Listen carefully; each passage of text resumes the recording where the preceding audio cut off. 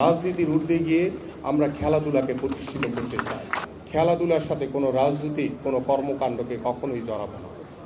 আজকে বর্তমানে বাংলাদেশের ক্রীড়াঙ্গনকে নিয়ে আমাদের মাননীয় প্রধানমন্ত্রীর যে স্বপ্ন রয়েছে, সেই স্বপ্নগুলো ইতিমধ্যে আমরা একটি কার্যক্রম বাস্তবায়নের কার্যক্রম শুরু করেছি। ইনশাআল্লাহ গতকালকে আপনারা দেখেছেন যে বাংলাদেশের জাতীয় ক্রীড়াবিদ যারা বাংলাদেশকে রিপ্রেজেন্ট করছে বর্তমানে, তাদেরকে আমরা বেতন কাঠামোর আওতায় এনে তাদেরকে ক্রিয়া ভাতা প্রদান করা ইতিমধ্যে আমাদের মাননীয় প্রধানমন্ত্রী আনুষ্ঠানিকভাবে উদ্বোধন করেছেন।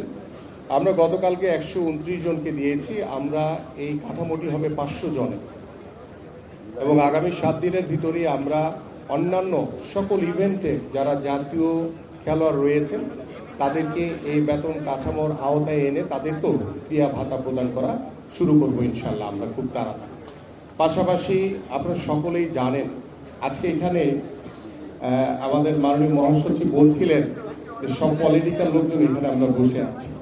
আমরা এই কথাটি বলার উদ্দেশ্য হচ্ছে যে শুধু মোহামেডান ক্লাব না, আমি এখানে আহ্বানী রয়েছে, আমরাও সেই আহ্বানী ক্লাবে গিয়ে আমরা এখানে দলের ঊর্ধ্বে গিয়ে রাজনীতির ঊর্ধ্বে গিয়ে আমরা খেলাধুলাকে প্রতিষ্ঠিত করতে চাই।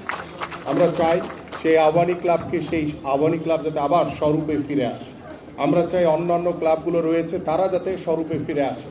আমরা চাই মোহামেডান এবং আহ্বানীর যে দৌরত্ব সেটা মাঠে থাকবে, প্রতিযোগিতা মাঠে থাকবে, কিন্তু অফিসিয়ালদের সাথে তাদের দেখাশোনা, তাদের কথাবার্তা, আড্ডা সব যাতে আগের মতো আমরা যাতে স্বরূপে ফিরে নিয়ে আসতে পারি। এবং আমাদের মাননীয় প্রধানমন্ত্রী ইতিমধ্যে বলেছেন যে আমরা খেলাধুলার সাথে কোনো রাজনীতিক কোনো কর্মকাণ্ডকে কখনোই জড়াবো না। আমরা রাজনীতির ঊর্ধ্বে থেকে আমরা খেলাধুলাকে এগিয়ে নিয়ে যেতে চাই। পাশাপাশি আমাদের আগামীর বাংলাদেশে তৃণমূল পর্যায় থেকে খেলাধুলাকে আমাদের মাননীয় প্রধানমন্ত্রী সর্বোচ্চ গুরুত্ব দিয়েছে। আপনারা সকলেই শুনে খুশি হবেন, ইতিমধ্যে গতকালকে আমাদের মাননীয় প্রধানমন্ত্রী বলেছেন যে আল্লাহর রহমতে আগামী 30শে এপ্রিল সিলেট থেকে আমরা নতুন করে স্পোর্টস একই দিনে 64টি জেলায় আমরা উদ্বোধন করব ইনশাআল্লাহ।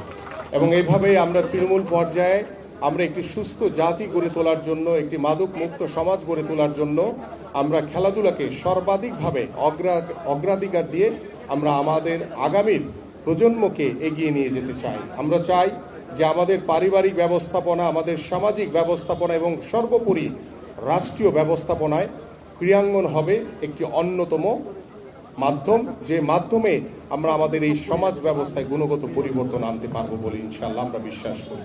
প্রিয় উপস্থিতি, আজকের এই মোহামেডান ক্লাবের এখানে দীর্ঘদিন ধরে আমরা দেখেছি যে রাজনৈতিক বৈষম্যের কারণে এই ক্লাবগুলো অনেকাংশেই অনেকভাবে পিছিয়ে ছিল। আমরা সকল রাজনৈতিক বৈষম্য দূর করে আমরা সকলেই ক্রীড়াঙ্গনের যারা সংগঠক রয়েছেন, যারা খেলাধুলাকে পছন্দ করেন, সেই মানুষগুলোকে দিয়ে আমরা আগামী ক্রীড়াঙ্গন সাজাবো।